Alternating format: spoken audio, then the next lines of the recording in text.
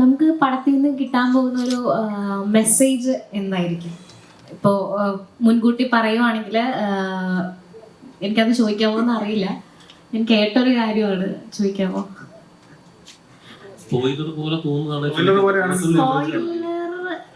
അങ്ങനെ വേണേ പറയാം. എന്ന് വെച്ചാൽ ഒരു സ്കാമിനെ കുറിച്ച് അത് ഞാൻ കേട്ടിട്ടുണ്ട്. അപ്പൊ അതിന് വേണ്ടിയിട്ട് ആൾക്കാർക്ക് കൊടുക്കുന്ന ഒരു മെസ്സേജും മുന്നറിയിപ്പും ഒക്കെ നമുക്ക് കിട്ടാൻ കാര്യങ്ങൾ സിനിമയിൽ ഉണ്ട്. അതിപ്പോ അത് സിനിമയിലൂടെ പോകുന്നതാണ്. അതിപ്പോ അതൊരു വളരെ പോസ്റ്റഡ് പറയുന്നില്ല. ഞാൻ തന്നെ പറഞ്ഞിട്ടുണ്ട് സ്കാം ഉണ്ടെന്ന്. ചോദിക്കുന്നത് എന്താണ് എല്ലാവർക്കും അറിയാവുന്നവര് സ്കാം ഉണ്ട്. അതെ, നമുക്ക് അത് പറഞ്ഞിട്ടുണ്ട്. അപ്പൊ അതുകൊണ്ടാണ് ഞാൻ ചോദിച്ചത്. അതിനെ പേടിക്കുന്നുണ്ട്. പിന്നെ ഒരു കാര്യം കൂടി ചോദിച്ചോട്ടെ, വൈശാഖ് സാറിന്റെ അടുത്താണ്. നമുക്ക് ഓർമ്മയിൽ കുഴപ്പമൊന്നുമില്ല. ട്രെയിലറിൽ നമ്മളൊരു റിഫൈൻ ഷോട്ട് കാണുന്നുണ്ട് തോക്ക് വെച്ചിട്ട്. അത് ഇതുവരെ ഞാൻ മലയാളത്തില് അങ്ങനെ ഷോട്ട് കണ്ടിട്ടില്ല. അത് ഭയങ്കര ബ്യൂട്ടിഫുൾ ആയിട്ട് ആണ് എടുത്തേക്കുന്നത്. അപ്പൊ അതിനെ പറ്റി ഒന്ന് ആ ഷോട്ട് നമുക്ക് തന്നെയാണ് എടുത്തിരിക്കുന്നത്. കാരണം അത് നമുക്ക് അല്ല, ആ ഷോട്ട് നമുക്ക് എടുക്കാൻ പറ്റില്ല. അത് റിഗ് ചെയ്തിട്ട് ഒരു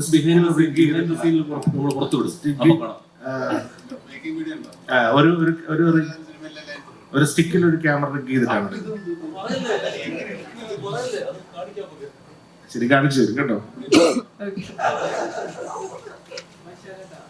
എത്രത്തോളം കഷ്ടപ്പെടുത്തിയിട്ടുണ്ട് അത് പല തവണ നമ്മളിങ്ങനെ പറഞ്ഞില്ല. എല്ലാവരും നന്നായി കഷ്ടപ്പെടുത്തി പ്രത്യേകിച്ചു ചോദിക്കല്ലോ, ഇപ്പോഴും വീണ്ടും വീണ്ടും ഓർപ്പിക്കല്ലേ.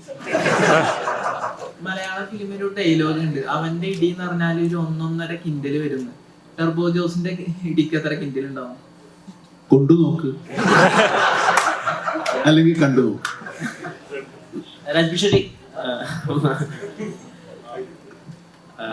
മമ്മൂക്ക എന്ന് പറയുന്ന ആക്ടറിനെ നമ്മള് ഇപ്പൊ പല ആളുകളും മമ്മൂക്കയുടെ ചില അച്ചായൻ കഥാപാത്രങ്ങൾ, ഇപ്പൊ ബാക്കിയുള്ളവരെല്ലാം അങ്ങനത്തെ ക്യാരക്ടേഴ്സ് എടുത്ത് ചെയ്യുമ്പോൾ മമ്മൂക്കയുടെ അങ്ങനത്തെ ക്യാരക്ടേഴ്സിനെ പോയിട്ട് പഠിക്കുകയും അതിനൊരു മീറ്ററാക്കി വെക്കുകയും ചെയ്യുന്ന അതാണ് ചില ക്യാരക്ടേഴ്സിനുള്ള ഒരു ഐക്കോണിക് സ്റ്റേച്ചർ മലയാളത്തിൽ.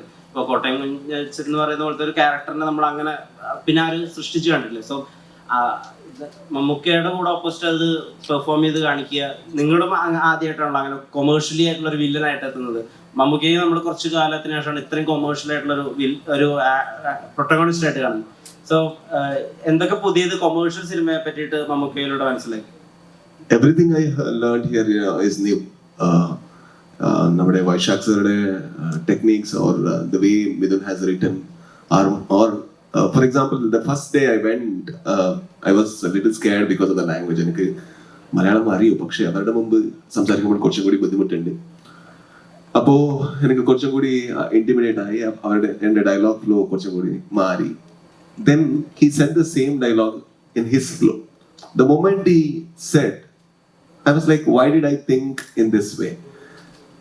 Then, I was so comfortable because I knew that he's not judging me, and and the unfortunate thing was he didn't have dialogue. He had to look at me. That was much more scary.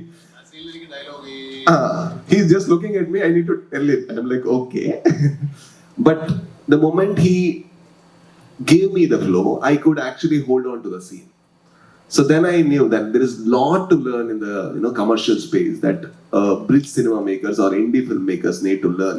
The way they write, the way they approach Vishnu Sharma's camera angle, the way Sir performed, or Vaishak, how he ideated the scene and everything. That I think I really say it's a film school to me. But they paid me the fees, that's all.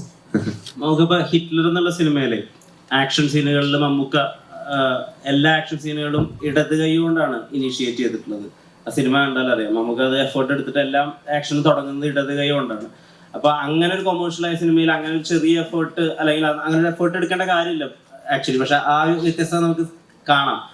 അപ്പോൾ വൈശാഖ് ചേട്ടനോടും മമ്മൂക്കയോടാണ്. ടേബോയിൽ ഇപ്പോൾ 104 ദിവസത്തിൽ ഏകദേശം 70% സമയവും ആക്ഷനും സ്റ്റണ്ടിന് വേണ്ടിയിട്ടാണ് മാറ്റി വെച്ചിട്ടുള്ളത്. അങ്ങനെ മമ്മൂക്കയുടെ ഭാഗത്ത് നിന്ന് കണ്ട ഇനീഷ്യേറ്റീവ്സ് ഒക്കെ ഒന്ന് പറഞ്ഞു.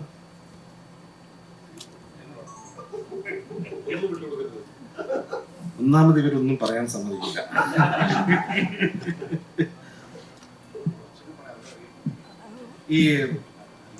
നമ്മൾ നിങ്ങളെ ഫോട്ടോ ശ്രദ്ധിച്ചിട്ടുണ്ടാവുന്ന അറിയില്ല, ടർബോയുടെ നമ്മുടെ ഫസ്റ്റ് സ്ക്രീൻ എന്നത് അത് തന്നെ നമ്മൾ ലെഫ്റ്റ് ഹാൻഡാണ് ഉപയോഗിച്ചിട്ടുള്ളത്.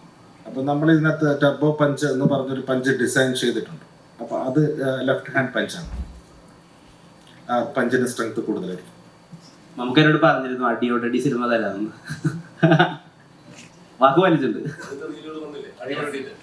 ഈ ഇപ്പം ഭീഷ്മത്തിൽ നമ്മൾ നോക്കാൻ നേരത്ത് അതിന്റെ ഫൈറ്റ് സീക്വൻസിലൊക്കെ ബോൾട്ട് പോലത്തുള്ള ന്യൂ ടെക്നോളജീസുമായിട്ട് നമുക്ക് മല്ലിടുന്നതാണ്, ഇല്ലെങ്കിൽ അതിനെ തോൽപ്പിക്കുന്നതാണ്. അപ്പം നേരെ മറിച്ച് ഇപ്പം ടർബോയിൽ വരാൻ നേരത്ത് ഫൈറ്റ് സീക്വൻസിന്റെ അകത്ത് ഇപ്പം ട്രെയിലർ കട്ട്സിലൊക്കെ നമ്മൾ കണ്ടത് ഗംഭീരമായിട്ടുള്ള ഷോട്ട്സ് കാര്യങ്ങളൊക്കെയാണ്. അതിനെ എങ്ങനെയായിരുന്നു ഈ ടെക്നോളജിയുമായിട്ട് മമ്മൂക്കയുടെ മല്ലിടല്? നമുക്ക് ടെക്നോളജി മല്ലിടേണ്ട കാര്യമില്ല, വളരെ നല്ല ധാരണ ടെക്നോളജിയിലുള്ള ആളാണ്, നമുക്ക് പറഞ്ഞു തരും. അപ്പൊ ഇതിൽ നമുക്ക് ഉപയോഗിക്കാൻ പറ്റുന്ന സാധ്യത, ഇപ്പൊ സാധ്യമായിട്ടുള്ള ഒരു പരമാവധി ലഭിക്കാവുന്ന എല്ലാ ടെക്നോളജികളും എല്ലാ എക്യുപ്മെന്റ്സുകളും ഉപയോഗിക്കാൻ ശ്രമിച്ചിട്ടുണ്ട്. അതൊക്കെ കമ്പനി പ്രൊവൈഡ് ചെയ്തിട്ടുണ്ട്. അപ്പോൾ അത് വെച്ച് നമുക്ക് ചെയ്യാവുന്ന ഒരു ബെസ്റ്റ് കൊടുക്കാൻ പറ്റിയെന്നാണ് വിശ്വാസം. കണ്ടു നോക്കും. ചേട്ടാ, ഈ മമ്മൂക്കയുടെ വോയിസ് മോഡുലേഷന്റെ ഭയങ്കര ഒരു ഫാനാണല്ലോ. അപ്പോൾ ഈ ഓസ്ലറിൽ ഡെവിൾസ് ഓൾട്ടർനേറ്റീവും അല്ലെങ്കിൽ ഇതിനകത്ത് ടർബോ ജ്യൂസ് എന്നൊക്കെ പറയുമ്പോൾ നമുക്ക് കിട്ടുന്ന ഒരു ഇമ്പാക്ട് ഉണ്ടല്ലോ. ഈ മമ്മൂക്ക പറയുമ്പോൾ അതൊരു ഭയങ്കര ഡിഫറെന്റ് ബോൾ ഗെയിമാണ്. അപ്പൊ ഈ ഡയലോഗ്സ് എഴുതുമ്പോഴും എന്തൊക്കെ എഫേർട്ടുകൾ ആ ഒരു ഫാൻ ബോളിൽ നിന്ന് ഉണ്ടായിട്ടുണ്ട്? നമ്മൾ അങ്ങനെ ഒരു ഭയങ്കര ചീസി ഡയലോഗുകൾക്ക് ഇതിനകത്ത് അങ്ങനെ കാര്യമായിട്ട് ശ്രമിച്ചിട്ടില്ല. ഇപ്പോൾ ജോസേട്ടായി പറഞ്ഞതുപോലെ തലയ്ക്ക് മീതെ പ്രശ്നങ്ങൾ വന്ന് നിൽക്കുമ്പം വർത്തമാനം പറയാൻ പോലും പറ്റാത്ത അവസ്ഥയിലാണ് പുള്ളി പല ഘട്ടങ്ങളിലും നിൽക്കുന്നത്.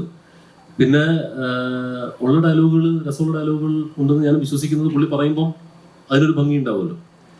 ആ ഭംഗി നിങ്ങൾക്ക് പ്രതീക്ഷിക്കാമെന്ന് എനിക്ക് തോന്നുന്നു. നമ്മൾ എഴുതിയിട്ടേ ഉള്ളൂ, ബാക്കി അദ്ദേഹത്തിന്റെ കയ്യിൽ അദ്ദേഹം പറയുമ്പോൾ ഉണ്ടാവുന്നൊരു ഭംഗിയുണ്ടല്ലോ, അതുണ്ടാവും.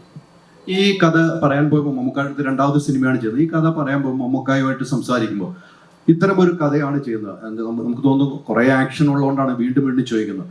വേറെ പല രീതിക്ക് മേക്കിംഗ് ചെയ്ത സ്ക്രിപ്റ്റ് എഴുതിയിട്ടുള്ള ആളുകളാണ്. ഈ കഥ പറയുമ്പോൾ മമ്മൂക്ക എങ്ങനെയാണ് താങ്കളുടെ അടുത്തൊരു പ്രതികരണം നടത്തിയത് ആദ്യം ഫസ്റ്റ് ടൈം?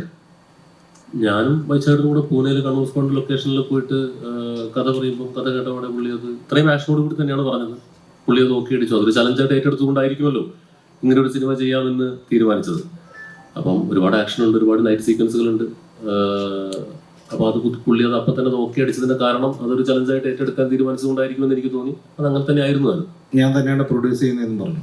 അതെ, അത് മറ്റൊരു ചലഞ്ച്.